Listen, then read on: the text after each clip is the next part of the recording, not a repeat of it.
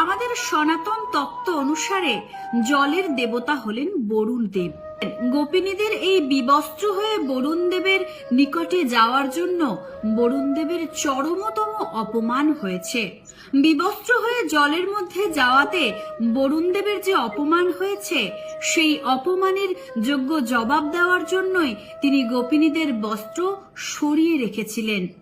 শ্রীকৃষ্ণ গোপিনীদেরকে তাদের বস্ত্র ঠিক তখনই ফিরিয়ে দিয়েছিলেন যখন তারা বরুণ দেবের নিকট কান ধরে নিজেদের অপরাধ বোধ থেকে ক্ষমা চেয়েছিলেন। এই বস্ত্রলীলার কাহিনী শুনে কখনোই শ্রীকৃষ্ণকে চরিত্রহীন কিংবা বাজে স্বভাবের হিসেবে দাগিয়ে দেওয়া উচিত নয়, কারণ তিনি সমাজের কাছে এক সঠিক শিক্ষাই দিয়েছিলেন যে নারীরা যে কোনো সময়ে, যে কোনো ভাবে, যে কোনো অবস্থায় কিছুতেই বিবস্ত্র হতে পারে না।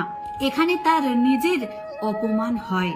সেই অপমান বোধকে সঠিক শিক্ষা দেওয়ার জন্যই এই বস্ত্রলীলা তিনি করেছিলেন। আমাদের প্রভু ছিলেন ভবিষ্যৎ দ্রষ্টা।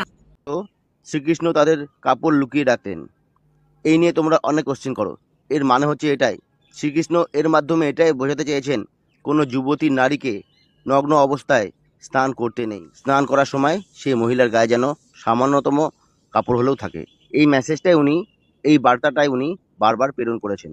শ্রীকৃষ্ণ প্রত্যেকটার রেপ কেসে ফাঁসানো যায়। এই সমস্ত এই হিন্দুদের দেব দেবী প্রত্যেকটার রেপ কেসে ফাঁসানো যায়। কৃষ্ণ কি করছে? কৃষ্ণ করে মানে লুচ্চামি। সে হচ্ছে মেয়েরা গোসল করে পুকুরের পাড়ে বসে, ওখানে মানে জামা কাপড় নিয়ে দৌড় মারে, জামা কাপড় নিয়ে দৌড় দিয়া গাছে বসে থাকে, ওই তোমাদের ইয়া দুনা, তোমাদের জামা দিমু। তোর মেয়েরা বলে যে এই তুমি আমাদের জামা নিস, আমাদের এগুলা কি, আমাদের জামা ফেরত দাও, আমাদের তো দেখে ফেলবে, লোক দেখে ফেলবে। তখন বলে তোমরা আমাদের দিলে ওই লজ্জাস্থান দেখাও, তাহলে আমি তোমাদের জামা। মানে চিন্তা করছেন, মানে কাহিনী চিন্তা করছেন, মানে কি পরিমাণ মানে বদমাইশ। এটা কানের নিচে এই কৃষ্ণের দইরা কানের নিচে বাজানো দরকার ছিল, থাবড়া এটা কান তুই লাল করে দানোর দরকার ছিল। আমি সামনে থাকি থাবড়া, কত বড় সাহস হালার পো তুই, মানে লুকায় লুকায় মেয়েদের মানে গোসল করতেছে সেটা তুই দেখোস, আবার মানে জামা নিয়ে দৌড় দেশ, কত বড় সাহস। মানে এইগুলা এরে দেবতা হিসেবে এরা মানে পূজা করে। এই নাকি যেটা জিজ্ঞেস করছে সেটা বলেন। আপনার এলাকার পাশের এলাকার যে ওই যে কৃষ্ণ নামক লুচ্চা পোলাটা যে আপনার বোনের গোসল করার সময় তার জামা নিয়ে দৌড় দিচ্ছে এবং গাছের উপর ওইটা বসে আছে, আপনার বোনরে বলছে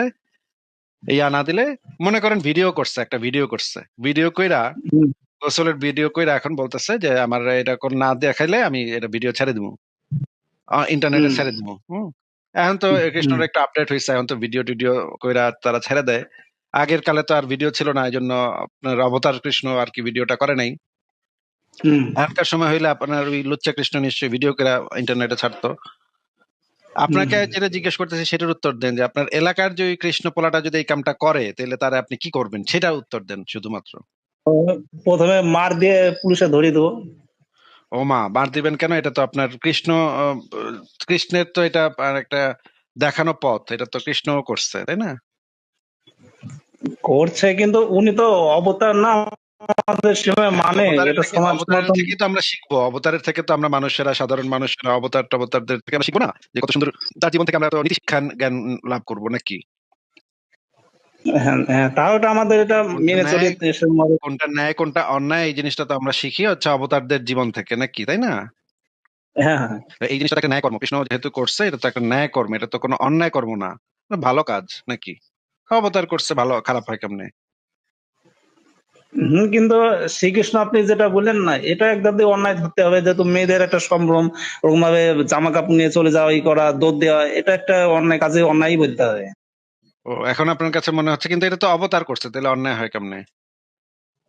অবতার বোধ হয় উনি তো ঈশ্বরের অবতার, ওই হিসাবে একটু মানে কনফিউশনের মধ্যে আছে আর কি।